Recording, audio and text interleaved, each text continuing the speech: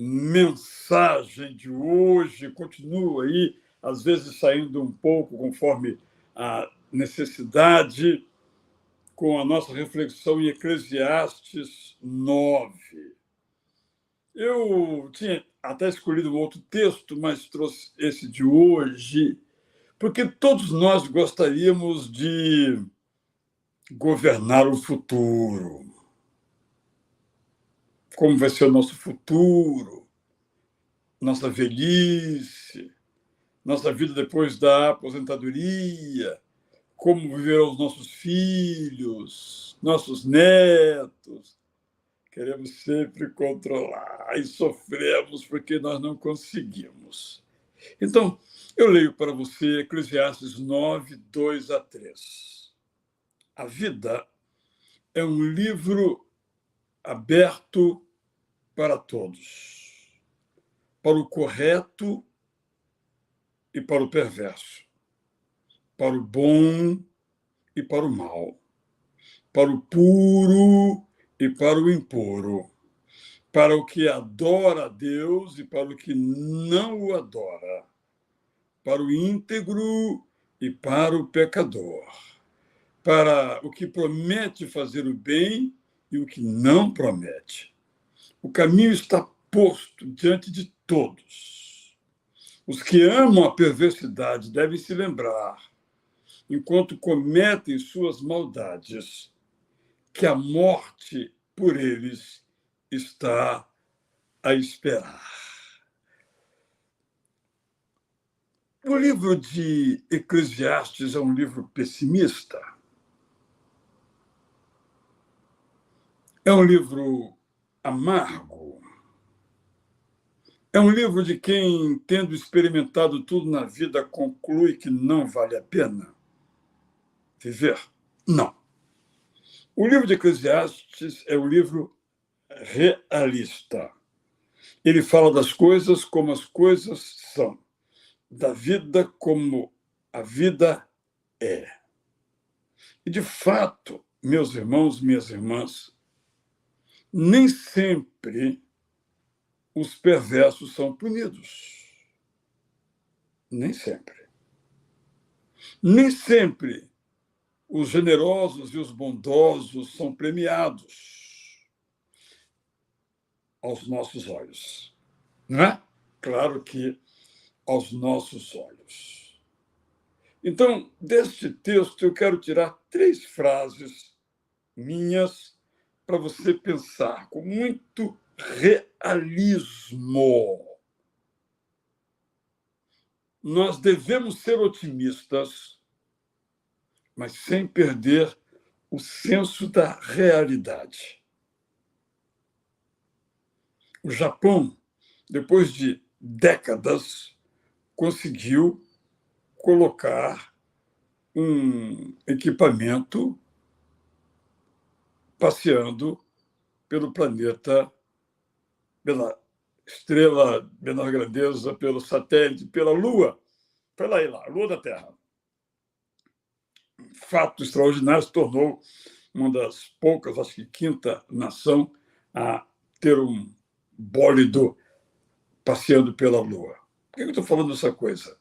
O Brasil não. Então não adianta eu dizer, olha, o ano que vem o Brasil vai também mandar uma nave à Lua. Esse otimismo não ajuda em nada. Eu estou péssimo de saúde, mas amanhã eu vou estar ótimo. É disso que o autor aos Eclesiastes diz. Nós temos que ter uma noção da realidade. Para um país ir ao Japão, tem que trabalhar por décadas, por exemplo. E a sua saúde, nós temos que investir, cuidar, tomar remédio, fazer terapia, seja de que tipo for. Não é porque eu quero ficar bom que amanhã eu vou estar bom. É disso que estamos falando. Então, a primeira coisa que esse texto me inspira a lhe dizer é a seguinte: há uma realidade. E essa realidade é a realidade da incerteza.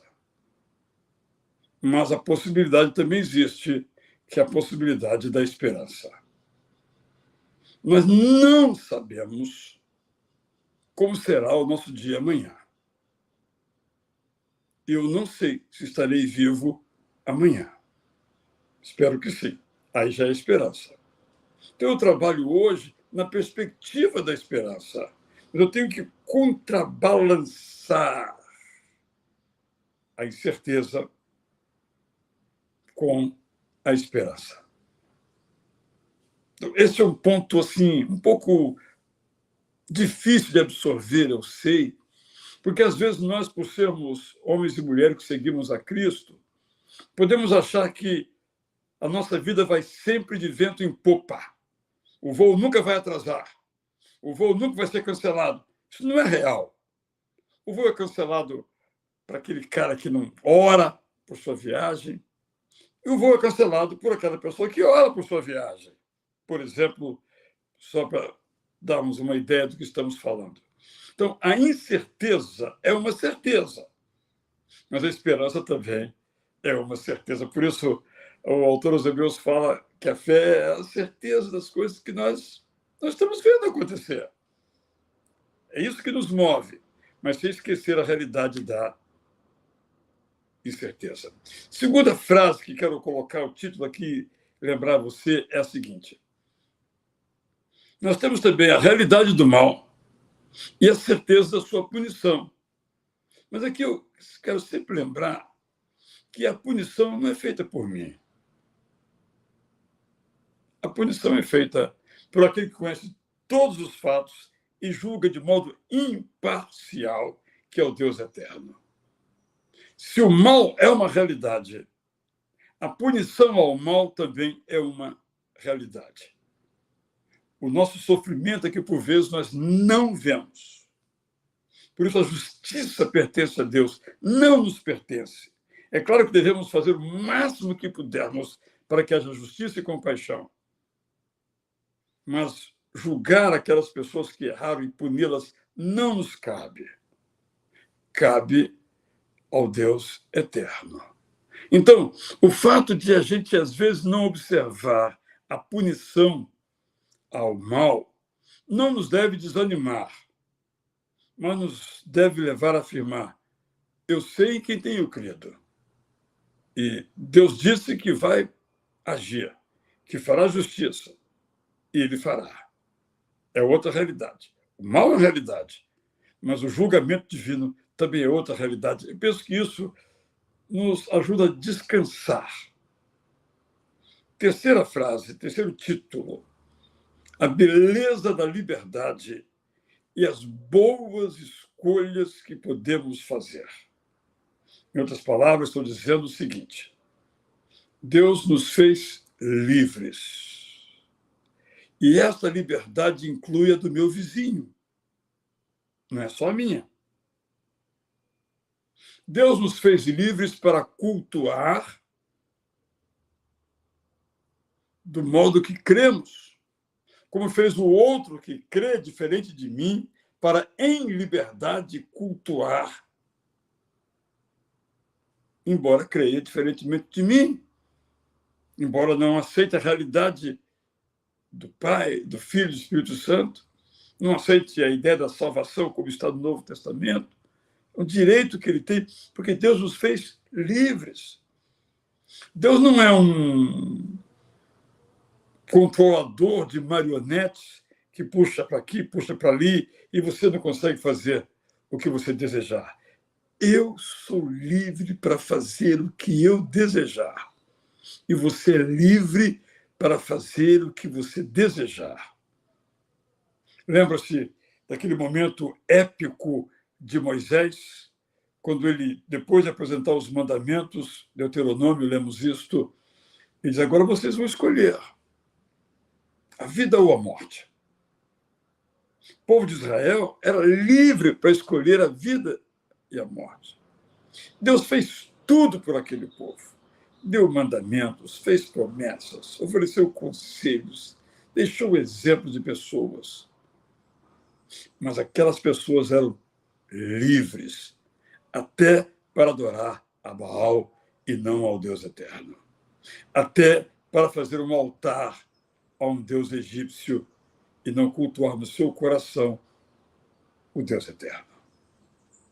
Nós somos livres.